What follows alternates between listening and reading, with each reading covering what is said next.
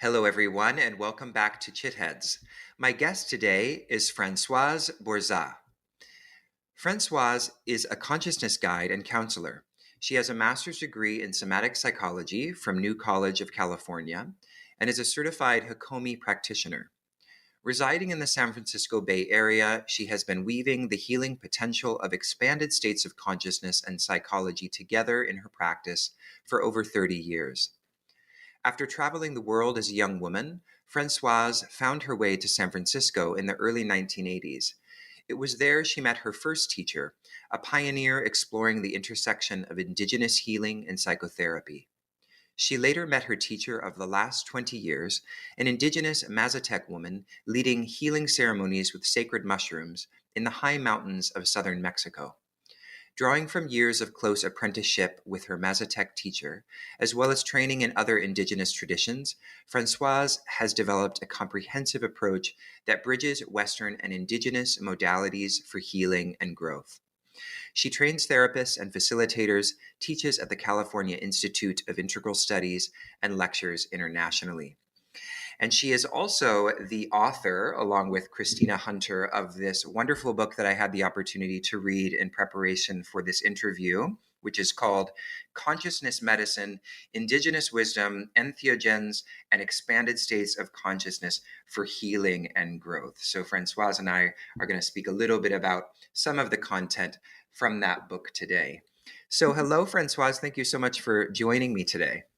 You're welcome. Thank you for having me, Jacob.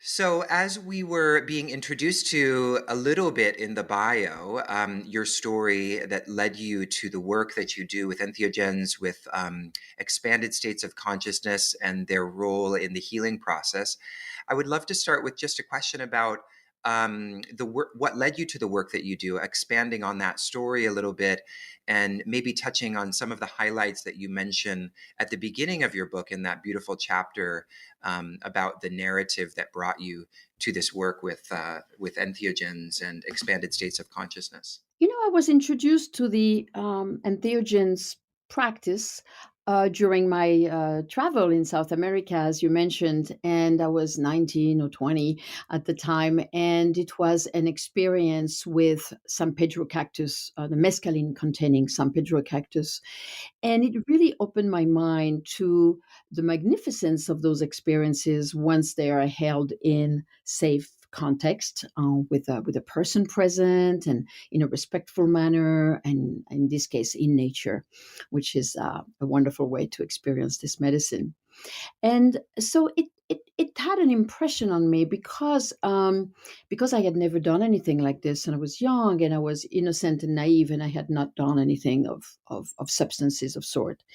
Later on, when I came to California in 1981, I had the opportunity shortly after, a couple of years later, 2 or 3 years later, to meet some people who would be called medicine men, really, of First Nation origin, who were working as counselors and also as guides of entheogen practices.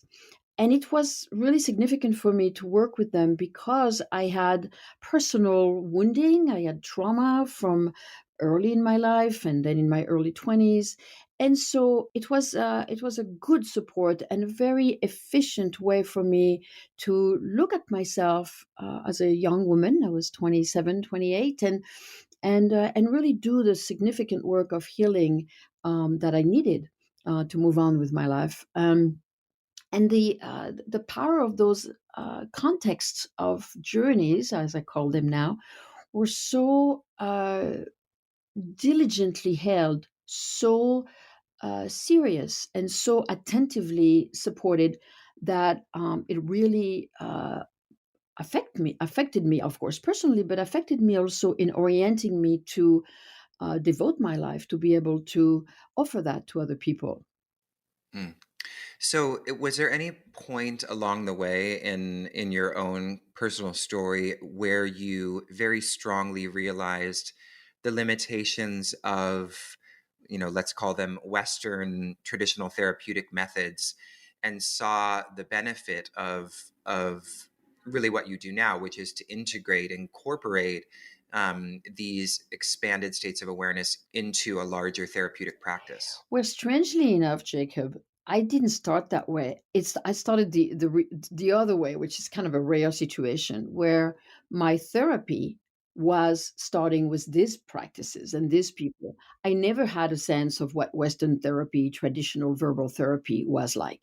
I didn't. I had not done any particular therapy for myself. I just met these people and started my process in this way. So in a way, my personal development psychologically or on the level of emotional awareness really was shaped by that context of the journey space and the entheogen space, supported by counseling sessions, of course, for preparation, for integration, and ongoing support. So I didn't have a comparison. I didn't know what to compare it to. But later on, as I studied somatic psychology and I studied Hakomi and I studied, various forms of psychotherapy, I realized how ahead I was in a way, from these practices that are so deep and so efficient in unfolding the material that ought to be addressed. Your book, of course, lands at a really kind of key moment for this work because, as you mentioned in your book, there is a renaissance that's taking place in terms of psychedelics. There was that initial kind of renaissance that took place in I guess it was the 60s and 70s, and then we got a bit more conservative for a while, and now there's this return to an attention to the utility of these practices, these traditions, and these methods. So, what do you think is unique about this moment that is ushering back in a more balanced conversation about the use of these practices? From my understanding and having tracked the psychedelic field for 35 years and and going, I have tracked that one of the first return into research with psychedelics was in 1992. So it's not very recent, really. In 1992, the first MDMA research in UC Irvine was conducted by Gary Bravo and Dr. Charles Grubb, regarding end of life anxiety. And it has been happening for almost 30 years. It is not the last few years that this renaissance has been really happening, but it's definitely later than the 60s and 70s, right? So there was about a gap of 20 years and not 40 years as people tend to say. The research started in 92, and then John Hopkins continued the research in 2001 with the healthy normal spiritual experience with psilocybin at John Hopkins with Roland Griffith. So and then going on like this, in other words, the torch was kept alight, from the early 90s into the field of, university research and hospital research. Now, I feel like there is a mobilization from the field of medical experts, psychiatrists, in the appropriate research about treatment for suicide, treatment for depression, treatment for PTSD, treatment for anxiety. And the medical field has mobilized more and more in spearheading some research in various institutions. Of course, we have to count with MAPS, the Multidisciplinary Association for Psychedelic Studies, that Rick Doblin has headed since 86, really, 1986, which is significant, and has brought forward the value of MDMA assisted psychotherapy for treatment of PTSD. And that has been a long road for them to stay on board of that mission and really to today, arrive almost at the FDA approval of their treatment form. So a lot has happened over the years, over the last 25 years or 30 years. And and now we're seeing this renaissance because I think the public is more and more informed. The social media is creating a lot more information access to people to read about the possibilities, the research, the articles. There's more information circulating essentially, and I think that journalism and research are pairing up to allow more dialogue and more interest and more destigmatization of this field of psychedelics, really being less of a drug and more a medical approach or a psychotherapeutic approach and overall a healing approach. It was funny as you were saying 30 years, I'm thinking 1992. And when I think of that year, just kind of without really thinking about it, it doesn't seem like 30 years ago. But then when I really count the years, it really has been that long. And it's funny how time flies. But when you were talking about the shift that's taking place in terms of our approach to psychedelics as being not a drug, but a therapeutic measure, I'm curious what you think about the way in which the popularity of participating in these kinds of ceremonies and taking up kind of these practices has been in some instances unmoored from the appropriate therapeutic and counseling context that you so expertly support in the book you wrote. And you talk a little bit about this in terms of this term neo-shamanism or the neo-shamanistic movement.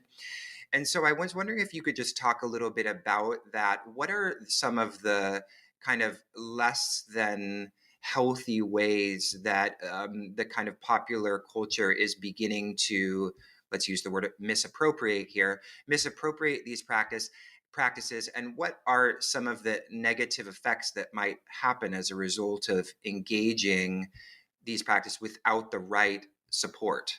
Mhm. Well, what I'd like to speak of first, if I may, is what you said earlier, which is, you know, the way these practices or these approaches have been coming into our more industrialized world is the fact that first of all, these practices have existed for thousands of years in their indigenous context, right? In Mexico for the mushroom, in South America for ayahuasca, in South America for mescaline cactuses, or North America and Mexico for the peyote practices, or iboga in Africa. So this sacred plant and these sacred practices have been healing and a source of connection with spirit for thousands of years. So this is not a new thing.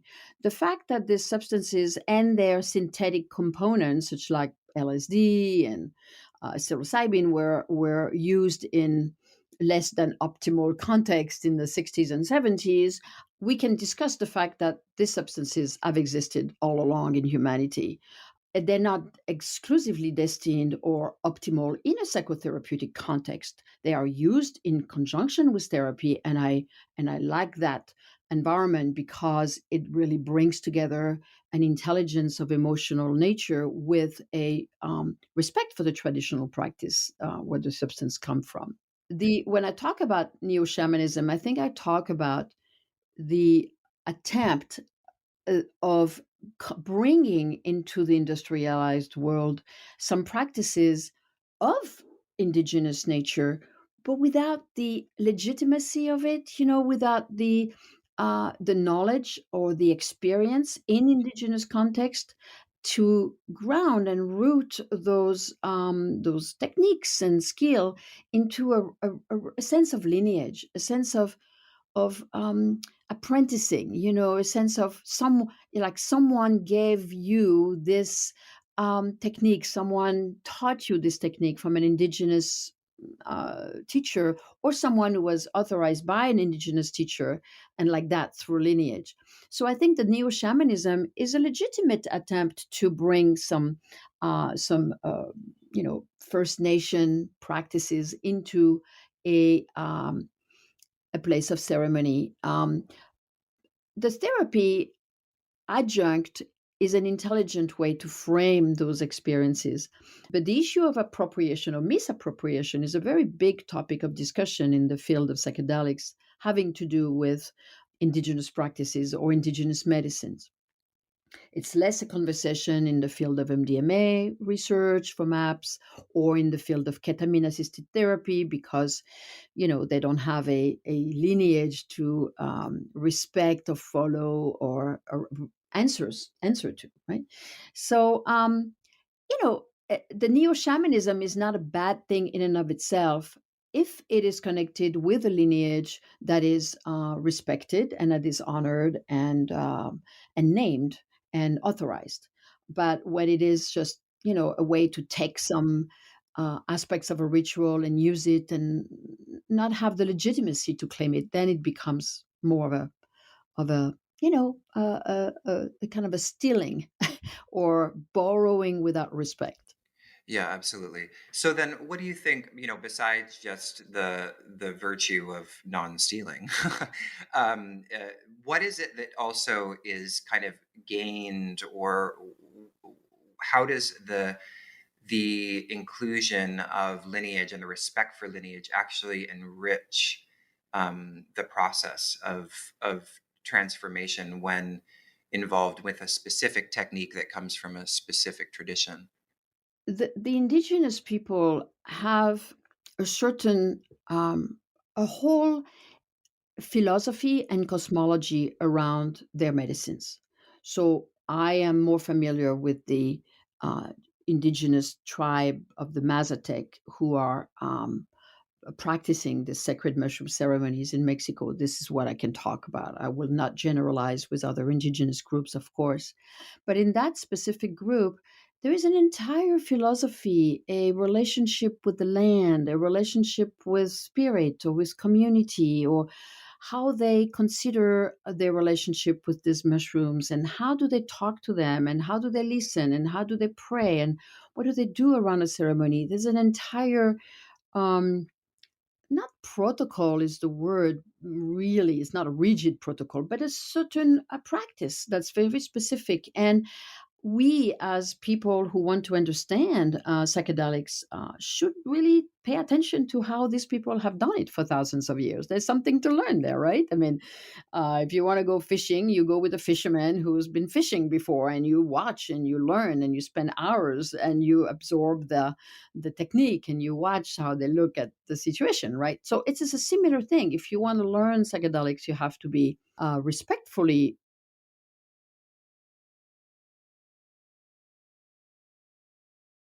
from an indigenous environment or someone who has studied with an indigenous environment, so that can be passed on. That's what we call lineage, huh? So now I've been immersed into the Mazatec world for over 20 years, and that gives me a certain angle and a certain understanding. I'm not saying I understand everything, but I understand some things. And so now when I talk to people with the permission of my Mazatec friends, I can explain some things to people, and then they can receive that in what we call the lineage, in what we call the thread of permission and respectful sharing. And so then that gets passed on, right? Because I've observed it, I have been given the right or the green light to talk about it, and then other people can then learn from me. I'm just a messenger for them, right? Yeah, I mean, it seems like part of what you're saying is that the familiarity or the permission that's given by lineage also comes with a kind of context of knowledge and, as you were saying, a philosophical orientation or a worldview that actually informs the experience that you're having. And so, I'm curious if you think that's a key part of it. That we're one to have the experience without sort of the context of understanding and the way of situating that experience, that the experience might be less informative or transformative without that envelopment within the context of a certain kind of understanding that's associated with lineage. Yes, I think it's correct what you're saying. We call it in the field the molecular effect or the holistic effect.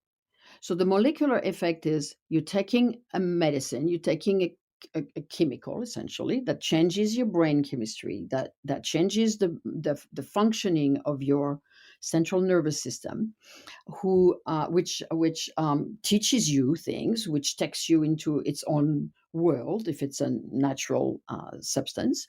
It transforms your perception of the world. It makes you look at yourself and your afflictions or your struggles, or it makes you have a greater opening into the vast place of spirit or universe. Or all this is valid, right? All this is valid. It doesn't negate or cancel any of this. But when you have an experience that is held within the context of a deeper, bigger, more holistic understanding, that is conducted with the appropriate prayer and the appropriate container from the place of the guide of the ceremony, which in traditional places, all the ceremonies that ever happen are held by a ritual leader, right? It doesn't matter if it's a Sundance or it's a sweat lodge or if a meditation. There's always a teacher somewhere. There's always somewhere who has the technique, has the knowledge, and holds the space for what participants go through. So with the addition of such a guide, we call it the guide because we have to call it somewhere something, but with the presence of the guide that holds in him or herself themselves the knowledge and the technique, and who has the lineage installed, that creates an entire different environment that is connected with the container, not so much the molecules, but the container in which the journey happens. And that's a very important, I don't want to say distinction, but addition for sure. It's a meaningful addition. Yeah. So I want to ask you something. Obviously, it goes without saying that you see the value and significance of kind of the spiritual dimension of healing. Otherwise you wouldn't have written this book about these states. But in the spiritual or the wellness world, there is a common charge of what's called, spiritual bypassing. This idea that actually, and I think this is a misunderstanding, or rather taking it too far, so to speak, which I think, based on something you said in your book, you might agree with, that the idea that these sorts of states are always, in some sense, a bypassing, that what you really need to do is sort of, go directly to the, whatever it is, the trauma in a certain kind of way, and that these states are actually a distraction or a way of not addressing those. And so, can you talk a little bit about this and how maybe that notion of spiritual bypassing goes a little bit too far and doesn't actually acknowledge the significance or the role of the spiritual dimension of healing in this process? Hmm. Yeah, that's a very good point. Thank you for bringing it up. Spiritual experiences are key to entheogenic practices. The indigenous people consider the practice of entheogens as not only a way of healing, but a way of praying and a way of communing with spirit. So clearly, the presence of spirit and the beauty and healing and opening and expanding that comes from connecting with spirit is a huge part of those experiences. In fact, the Mazatec consider healing anchored in a spiritual healing. You cannot heal your heart unless you have spirit in support of you or in communion with you. So, a lot of the afflictions we carry, the Mazatec consider this a spiritual illness that is healed in spiritual space. That being said, it is also held in the Mazatec belief that we need to open our hearts and see what is in our hearts. That, holding spirit and communicating with spirit is a beautiful thing, and it's a resourceful thing, and it's a prayer, and it's feeding our souls. And it's hard to live lives with burdens in our hearts, with pain, with trauma, with abuse, with addictions. We need to face what pain we carry that lead us to self-destructive path, and or the sadness we carry that we need to pour. They call it pouring out your sadness in the journey. So both healing burden and psychological or trauma uh, stories is one very important aspect, and spiritual fuel is a very important aspect. Now there are some people who believe that the spiritual aspect is almost the one aspect and central aspect and only aspect, and then we're talking about spiritual bypassing. So the tandem, the tandem, uh, the pairing up of those two aspects is essential for healing, and I want to reiterate that. However, some people feel like by taking a lot of medicine and in a way, bypassing or being transported beyond the pain is a way to heal.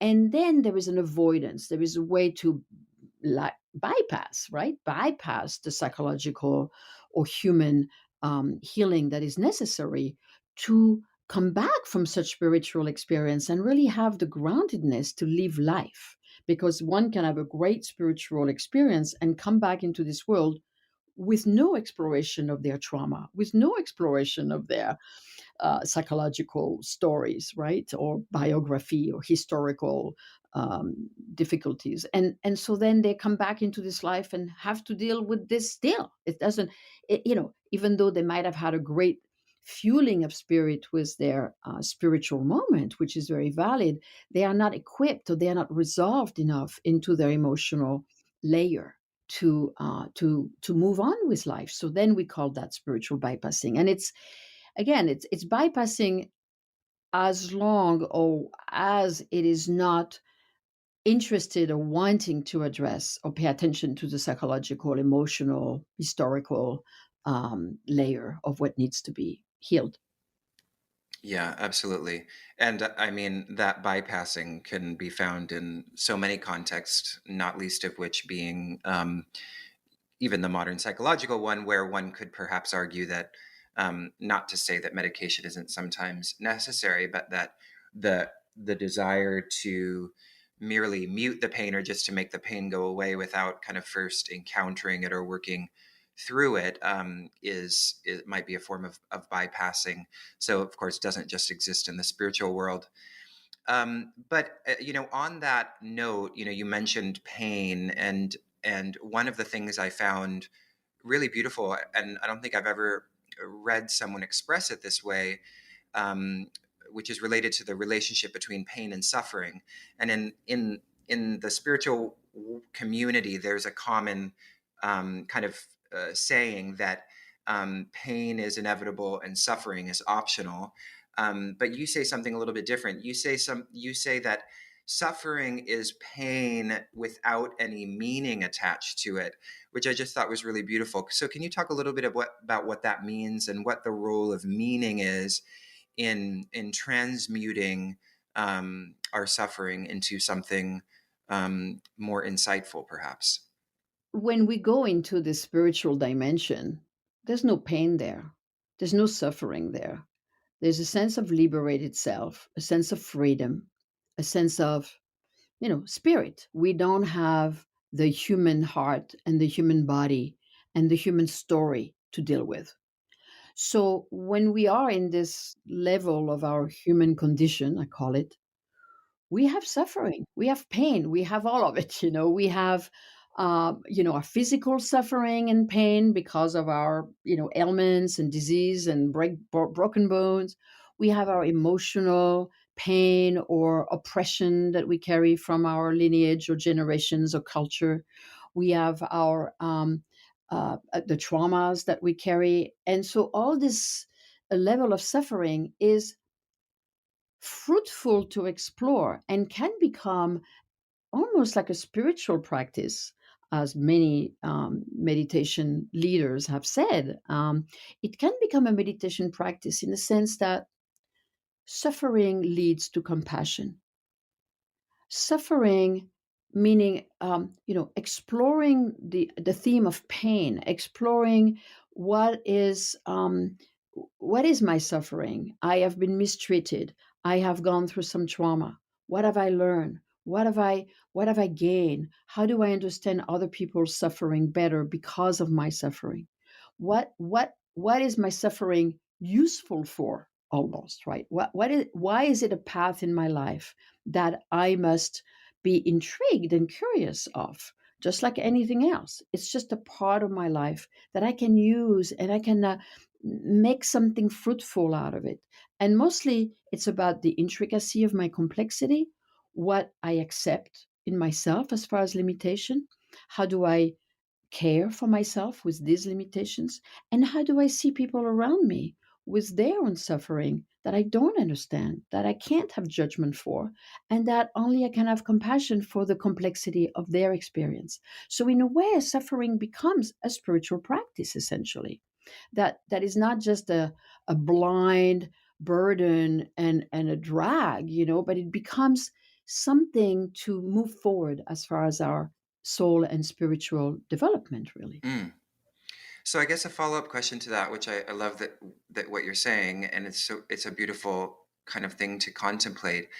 But where is the line drawn between approaching one's suffering as a spiritual practice and then identifying with one's suffering in another, way that's sort of um, perhaps contracted or limited in terms of the larger spiritual path? What I've noticed in this exploration and healing and growing and spiritually expanding and being a human being is that it is a very convoluted process and meandering path. It is not like a straight line between this, between this suffering that I'm going to work on psychologically, so I will be reaching a spiritual dimension. I feel like the process of cycling over and over into into a layer of like I say, going into the trench, going into the digging out of my personal suffering and the intricacy of my past and the many layers of my emotions is an ongoing process.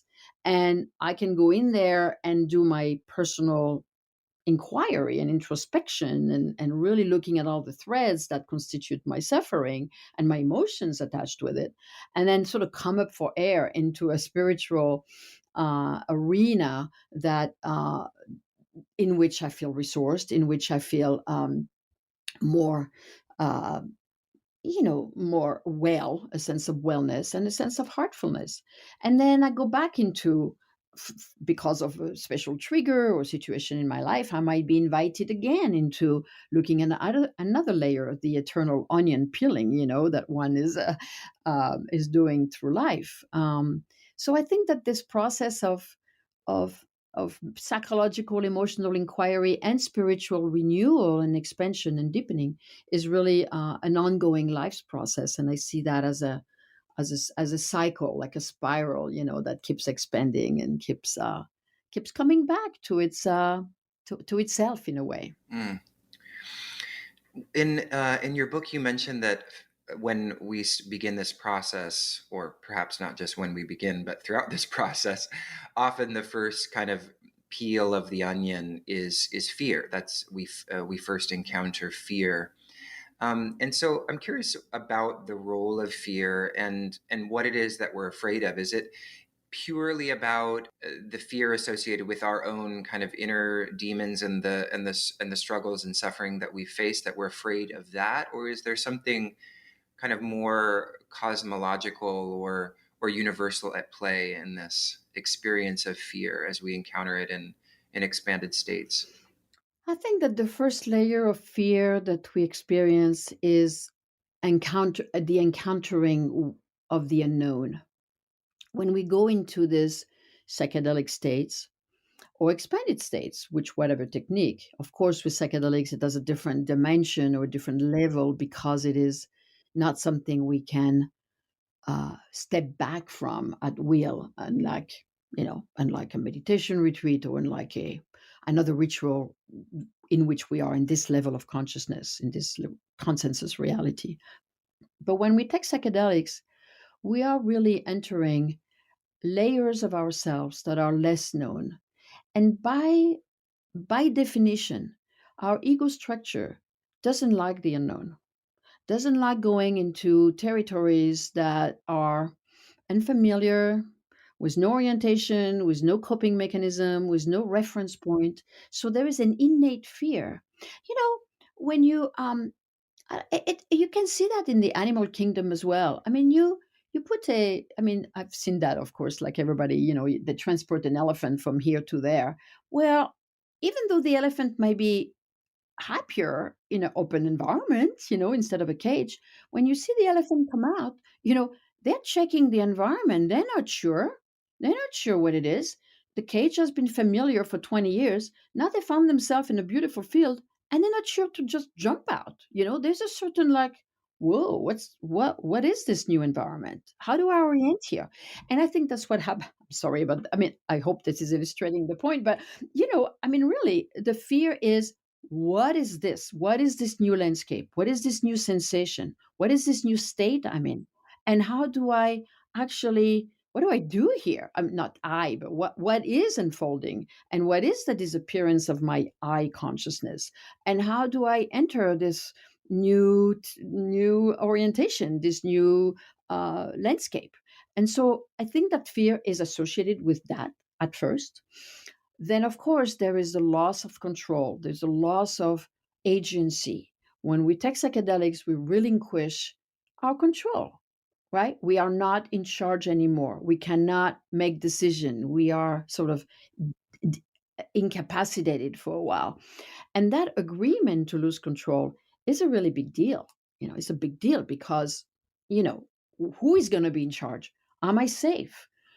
Hence the presence of the guide. So am I safe? Am I who has me here?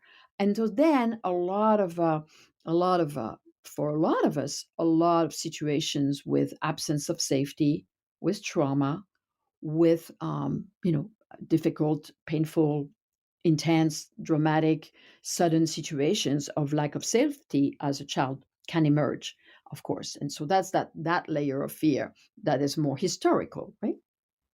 And then there is, of course, the fear of what is met.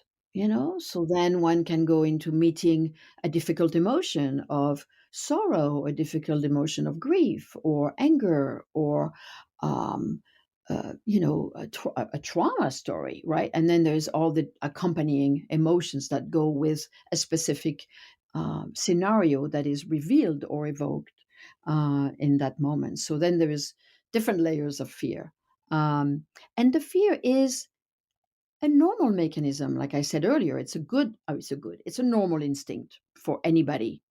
Anybody, it's a normal instinct. So we cannot escape fear. It's part of our makeup. We are wired that way. It can also be an interesting, how could I say, an interesting, signal for an environment sometime that is not optimal. I remember someone telling me they went to a circle and immediately they didn't feel very safe. And they were tracking, since they had done some medicine in different contexts, they were tracking, is it me? Is it my process? Or is it the environment? And there was something unsafe in the environment. There were some men assisting who were unclear about their boundaries with women participants, and there were the women that I was talking to said there was a sense of absence of safety. I could feel that it was not a safe place for women. That the way the space was held was not fully respectful and fully supportive. There was a bit of a predator feeling to it. And she said it was obvious that I was afraid from the beginning, and that was not my paranoia. There was something in the space. And later on, in checking with other people, and consequently, she proved her point, so to speak. So the fear can also be a signal of what is going on in the space. When people do psychedelics in groups, a fear can also be a signal of perceiving an experience or process in someone else in the group, which is fine, but can be disturbing or can be heavy or intense and can sort of distract or take over the personal someone's personal journey. So that can be a source of fear as well, to be sort of invaded by someone else's process, which of course signals other historical moments of feeling invaded. So sometimes fear is also a good or an interesting trigger for an invitation into a personal process. Wow, so many dimensions and layers to fear. To fear as you're describing it. It's such an interesting thing, and so fruitful. I think to look at it and from so many directions as you're suggesting. And I really like your analogy of the elephant, also because even though it provokes sort of a sad image of an elephant in captivity, it's a very true image, and it also kind of in a bit analogizes certain experiences of awareness or consciousness as themselves being a certain kind of captivity. So and the fear associated with finding freedom in a way. So I thought that was really beautiful. So I'd like to speak a little bit now about a model that really kind of structures and frames the content of your book, which is what you refer to as the 5-part holistic model, which is comprised, as I said, of 5 parts: body, mind, spirit, community, and environment. And then that sort of dovetails with or connects with these 3 qualities of wisdom, creativity, and love. So, can you take us through kind of the role and the centrality and perhaps a couple features of each one of these as you feel they relate to this path of incorporating expanded states into our healing or growth process? Yes, I would like to preface my explanation on this holistic model by saying that it is really created and born out of my observation of the indigenous context. The axis of body, mind, spirit has been accepted and integrated in a way into the more contemporary uh, look at the psychological and emotional process. We understand the role and the potency of the body and the somatic experience in holding trauma, in holding our emotions, in the role of movement being important for well being. We have also acquired the fact that a meditation practice or a contemplative practice or the role of prayer in the sense of well-being of an individual is really important. So the body, mind, spirit has been sort of assembled into a powerful and healing axis. What generally has not been added to this axis, because we are more of an individualistic culture in the industrialized world, are the aspects of community, the collective, the social, and the environment, which is nature, and also where we live. So, in my observation of the Mazatec tradition and other traditions, I have been really struck by how their relationship with nature is paramount.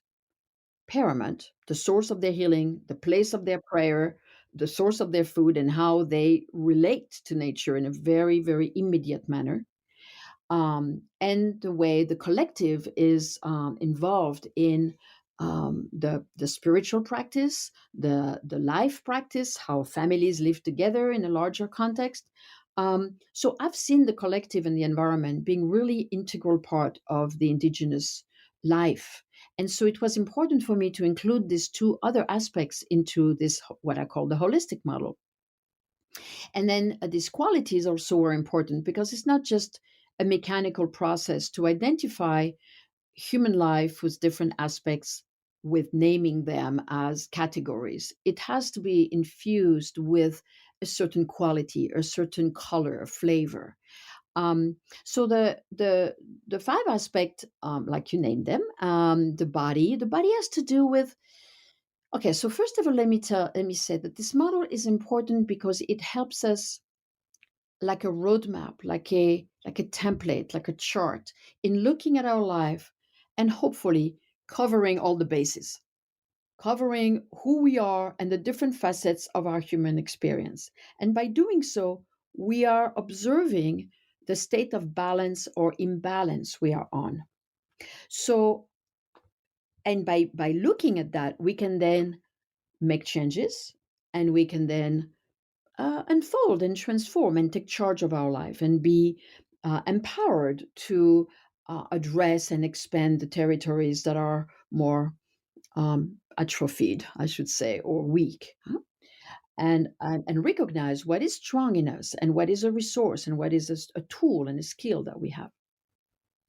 So the body aspect has to do with our breath, our food, our sleep, our movement, our sexual life, our sensual sense of pleasure. It can be sensual, sexual, but also a sense of pleasure with touching things or eating some food. And so, what is our body experiencing? Are we in touch with our bodies? Do we move? Do we do some yoga or dance or hiking? Do we breathe properly?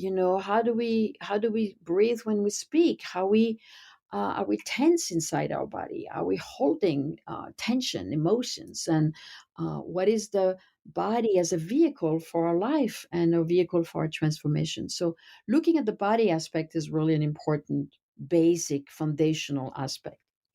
Looking at the mind, we go into the territory of our thinking, right? With the books we read, the things we study, the conversations we have with people that inform our knowledge, that inform what we understand and know and how we express ourselves. It also includes the territory of the unconscious, which is, of course, our deeper layer that we can be evoking through various practices, just as expressive arts and movement and writing. Different techniques are and contemplating our dreams, of course, tapping into the pool of the unconscious, which is really the landscape we are exploring when we go in psychedelic landscapes. Of course, the mind also relates to the emotional world and how we are inhabited by a lot of emotions, from joy and rapture and happiness, and to sorrow and sadness and grief, to anger and irritation and critical self, and all these different aspects of our mind, right? So that's the mind, and then we go into the spirit. So spirit is a very internal, intimate, very personal space within ourselves that we can access through meditation, or through walking meditation, through art practices, of course, through movement, of course, through various contemplative spirit, through singing, through praying, through going to church or temple or synagogues or mosque, and we can accessing through rituals that can be pagan rituals or of course psychedelic oriented rituals. And the space of spirit, as we talked earlier, is fundamental to our core, to our well-being, to our health. So the spirit is not just something outside of us, but how does it live inside us? What is the experience of spirit inside us as we carry our life in our everyday life? And then we go into the community. So then we go into our relational field, our family of origin, our culture of origin, our country of origin, or town of origin, how school system, our sport endeavors, our community of choices, spiritual community, psychological community, university, colleges, and such. Work environment that can be also a source of community. We can also consider community our family that we have created with partners or possibly children. And what is this field of relational support, this limbic system, human to human connection, right? What is the community, the human relationship that we have exchanges with? And then the environment has to do both with the place in which we live, which of course is a very powerful reflection of our own inner self, of course, right? The place you live reflects your inner place also. So that comprises that. And it also comprises the nature around us all, the specific nature that surrounds us that we choose to commune with, and our relationship with gardens, with wilderness, with food growing or beekeeping, and our relationship with interfacing with nature, as well as being in nature, communing in a more contemplative, more being with, and letting nature talk to us in a more passive way, I might say. So there are all these different aspects. That is, for me, when I look at all this intricacy of global but also detailed aspect, I'm fascinated with the multiplicity of what constitutes human life. And when I look at these different inventories of tracking system, I'm fascinated by what I can learn about myself on an ongoing basis, which I use the holistic model ongoingly. Now, of course, it became a little more hardwired into my brain, so to speak, or my tracking mechanism, and I can see or feel when I am out of balance, when I am too isolated or probably too social, or I haven't been in nature enough, or I haven't had quiet time for my meditation practice because my life was too busy with social events. So I can track it pretty readily nowadays. But the other moments I want to spend here is with the qualities. So it is important, like I said earlier, not to consider this process of looking into these five aspects from a mechanical standpoint, but really have a an engagement with it that is more nuanced. And so the quality of wisdom is important, which means what do we know about a state of eating sugar, and how does it feel in my body to eat sugar? So this is what I know, right, from the news, from my reading, from my education, and what my body feels. So the combination of the two is wisdom. So I can observe this inventory or looking at this different aspect and deduct what is the state of my balance or imbalance through my observation according to my inner experience and what I know about those different states.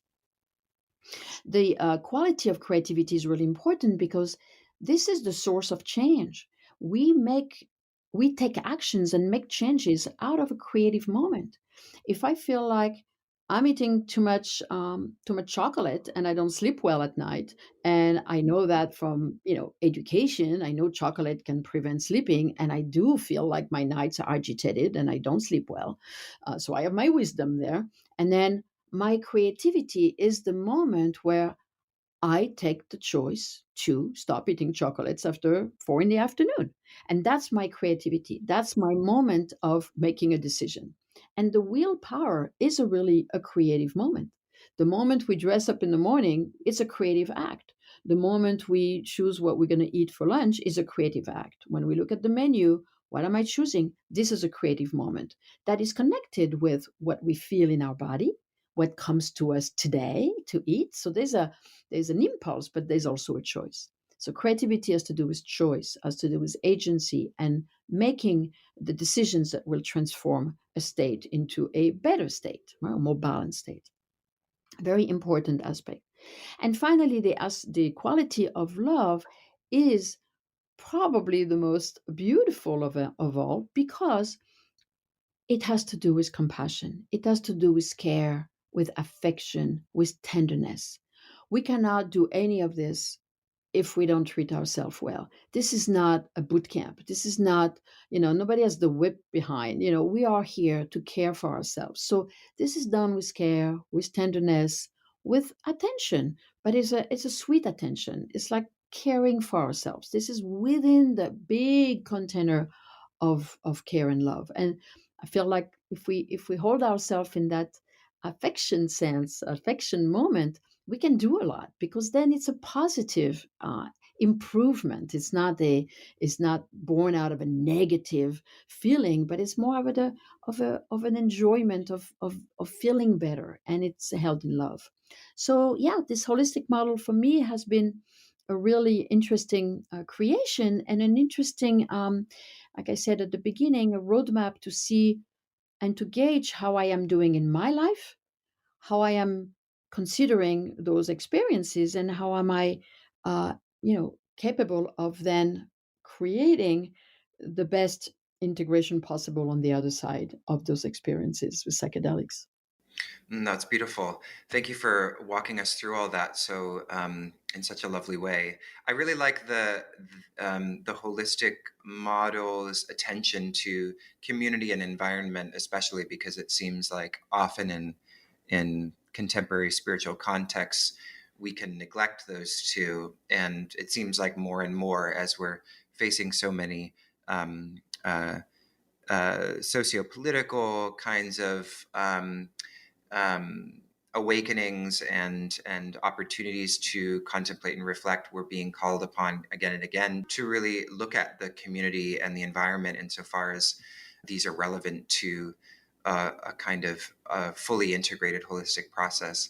Francoise, this has been such a lovely conversation. I could talk to you all day about this beautiful and transformative wisdom, but I'm wondering, as we close, for those that are interested in becoming a guide, because of course we've been talking a lot about these journeys, but there's a back and forth sort of throughout your book between speaking to those of us reading the book as kind of practitioners and looking for insight and direction and guidance in that way.